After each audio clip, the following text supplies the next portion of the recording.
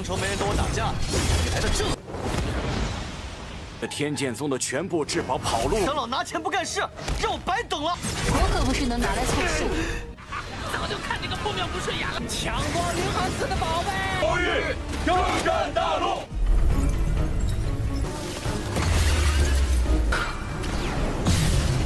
在过去和未来中，你都是。Halo guys, welcome back to Kobe Movie. Dan sepertinya lebih pada suka jawabnya seperti dulu ya guys. Jadi dimulai dari Suyan dulu, baru sore dilanjutkan Lord Lingfeng. Karena sore udah pada santai ya kan, jadi pada sukanya nonton di sore hari, bener gak guys? Coba kita masuk ke jadwal biasa lagi, yaitu Lord Suyan dulu. Nah, mari kita masuk ke part 166 Li Qishuanian, di mana kita semua bakal melihat Suyang diberikan masa depan yang dimana para muridnya itu nanti bakal menjadi orang biasa, bahkan jadi pengemis. Hah, kok bisa Min? Yang pasti nanti sangat menyedihkan guys, bahkan peran besar di dunia mereka. Gimana cara Suyang menanganinya tuh? Kalau berdasarkan episode terakhir itu sudah lucu banget. Suyang dibuat menjadi anak orang kaya, bahkan dibuat menjadi muridnya si Zhang Baishe. Semua takdir masa lalunya itu berubah guys. Tapi ujung-ujungnya ketemu sama si Dewa Chunqiu. Lucu sekali. Sampai-sampai Dewa Chunqiu sendiri frustasi. Ini gimana cara lawannya coba? Apa jangan-jangan emang aku ditakdirkan untuk meninggoy di tanganmu, ha? Tapi dia tidak mau menyerah menggunakan kekuatan terkuatnya. Dia mencoba memperlihatkan masa depan Suyang yang sangat mengerikan, di mana semua orang itu bakal mati di tangannya guys, termasuk dengan murid-murid kesayangannya. Ibaratkan Suyang menjadi iblis. Nah, apakah reaksinya Suyang ketika melihat itu semua? Langsung saja kita masuk ke intro ya guys. 一切都会成为。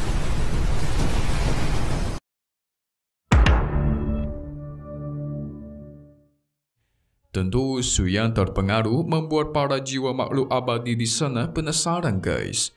Apa yang Dewa Chunqiu lakukan kepadanya? Karena si Suyang tidak kunjung menyadarkan diri. Yes, sekarang Suyang sedang masuk ke dalam proses melihat masa depan tanpa dirinya. Jadi Suyang melihat masa depannya sendiri guys. Dulu Guru Jue Tiantong sengaja menyegel Dewa Chunqiu karena memang tidak ada seorang pun yang pernah lolos dari teknik ini. Saking kuatnya memang teknik ini. Saking kuat teknik miliknya, dia percaya satu dunia akan hancur karenanya guys. Apa iya ya? Nah, di sini Suyang diperlihatkan kemungkinan kalau semisal dia tidak muncul di masa lalu. Kita ingat waktu itu Qingshu berusaha melindungi sekte Tianlan seorang diri yang sudah mau hancur ya kan? Waktu itu dia dipaksa oleh sekte Yunshan untuk menikahi tuan muda mereka jikalau ingin selamat.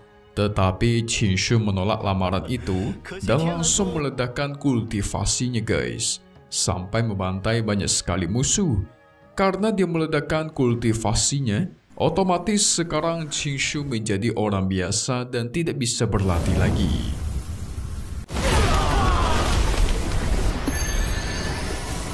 Soalnya nadi seluruh jalur kultivasinya sudah terputus.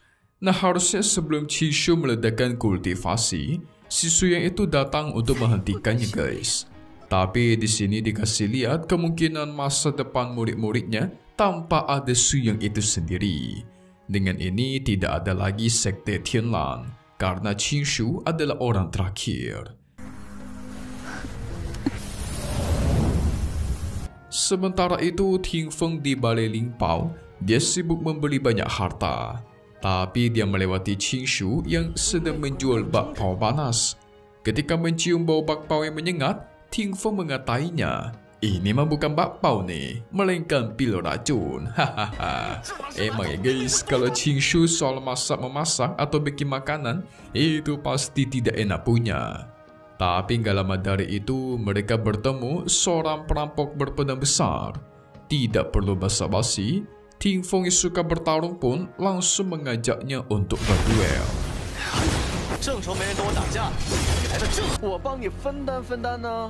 Pertarungan terjadi begitu sengit sampai Ting Feng mengalahkannya di sebuah jurang. Dia berteriak, ketua sekte Tianjian keluarlah untuk bertarung melawanku. Tapi gak lama dari itu, muncullah si Luo Xian. Dia waktu itu masih menjadi tetua dari sekte Tianjian. Luo Xian mengatakan, tidak mudah memanggil para master dari sekte Tianjian untuk keluar. Minimal membutuhkan beberapa biaya uang. Ting Feng memberikan sekantong uang, tetapi masih belum puas. Dia memberikan lebih banyak kantong uang karena semakin banyak uang yang diberikan, maka semakin banyak pula master sekte Tianjian yang bisa dia panggil. Saking banyaknya sampai habis uangnya guys. Setelah itu Luo Xian berjanji akan memanggil master terkuat sekte Tianjian untuk bertarung melawan dirinya. Wah, ini makan tipu nih guys. Hahaha. 第9高手够能请到天剑宗的第10。 Buat kayak lupa, harusnya saat Ting Feng melawan perampok berpedang besar tadi, si Sui itu muncul untuk membantunya guys. Nah disitulah Ting Feng menjadi muridnya Sui Yang karena dia super kagum akan kekuatannya. Tapi karena takdirnya dirubah, malah dia bertemu sama si Luo Xian. Singkat cerita, sore hari sudah tiba. Dengan penuh amarah, Ting Feng mendatangi sekte Tianjian. Jelas dia menunggu begitu lama, tapi malah ditipu. Tapi ketika Ting Feng bertemu dengan ketua sekte Tianjian, ternyata sekte Tianjian sendiri itu juga udah ketipu guys. Di mana semua hartanya dibawa pergi oleh Luo Xian. Hahaha, kena tipu semua nih. 这天剑宗的全部至宝跑路。 长老拿钱不干事，让我白等了。 Luo Xian emang dari dulu adalah penipu ulung. Saking Ting Feng jatuh miskinnya, dia sekarang menjadi seorang pengemis. Beratraksi di hadapan semua orang, mengharapkan diberikan uang sumbangan. Kasian bener, hahaha. Dari orang kaya langsung berubah jadi orang miskin. Bahkan dia sudah melakukan ini sekitar 10 tahun, tapi masih belum cukup mengumpulkan uang untuk pulang. Oh, jadi si Ting Feng seperti ini guys. Kalau tidak ketemu Sui Yang, jadi pengemis dia. Nah, kalau San Yang kira-kira gimana ya guys? Dia dihampiri oleh 2 pengawal yang dikirim oleh ketua mereka. San Yang dengan teknik penggodanya mempengaruhi mereka sambil bertanya, apa tujuan ketua kalian ingin bertemu denganku? Tentu mereka yang terkena teknik penggoda ini akan menjawab jujur. Jadi ketua mereka menyukai wanita cantik seperti si San Yang dan ingin menjadikannya sebagai seorang selir pelayan tambahan. Wow, auto kesal si San Yang lah. Dikira pelacur kali ya, diperlakukan seperti itu. Sebelum kabur, kedua pengawal memberikan peringatan. San Yang tidak akan bisa kabur kemanapun, karena dia tidak mempunyai sekte ataupun guru yang bisa melindungi dirinya. Pasti ujung-ujungnya bakal tertangkap dan dihabisi. Ya, sedari awal San Yang memang tidak memiliki guru. 修仙界弱肉强食，你想跑，你能跑到哪里去？ 我可不是能拿来凑数。 Jadi di masa depan juga gak bakal ada. Nah, harusnya di sini si Sui Yang tuh muncul guys, dan tentu menyelamatkannya sehingga nantinya Sui Yang akan menjadi gurunya guys. Tapi sayang takdir sudah dirubah. Sementara itu di wilayah pengorbanan terlarang, sang Ratu Iblis yang berhasil menghabisi raja dan mengambil mahkota.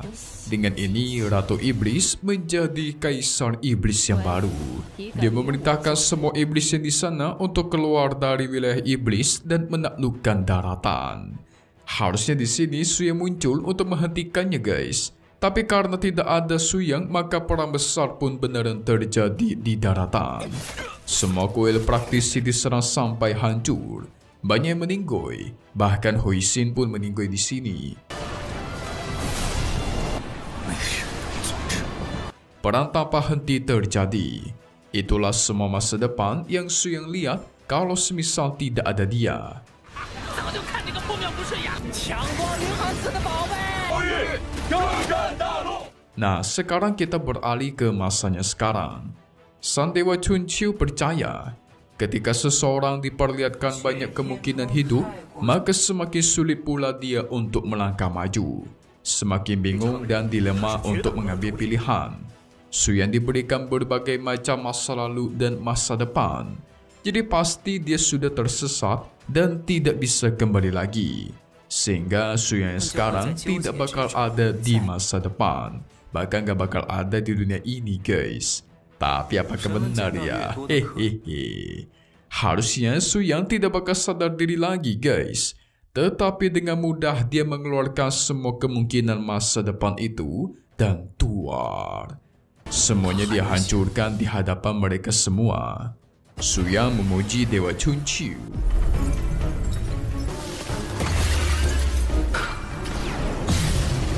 Memang di masa lalu ataupun masa depan kaulah yang terkuat. Tetapi Su Yang orang yang tidak peduli akan masa depan ataupun masa lalu. Karena yang dia peduli itu masa sekarang guys. Apalagi bagi Lord kita, Dewa Chunqiu walaupun terkuat di kedua masa itu, tetaplah lemah di hadapannya. Wadidaw, singgah tua. 既不在乎过去，在过去和未来中，你都是怎么？你的能力很有趣。